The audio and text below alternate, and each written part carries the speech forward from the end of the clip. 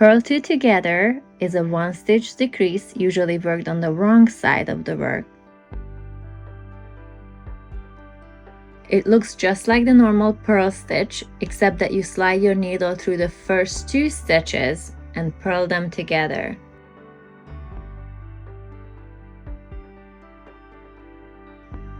Again, you just slide your needle through the first 2 stitches and purl them together.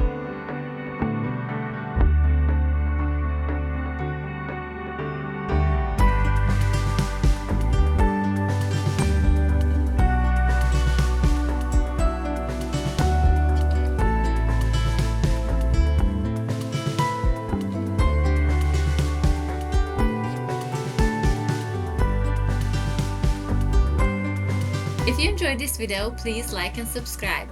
You can also find all the yarn on my website at JackieBean.com. Thank you for watching. Thanks for watching.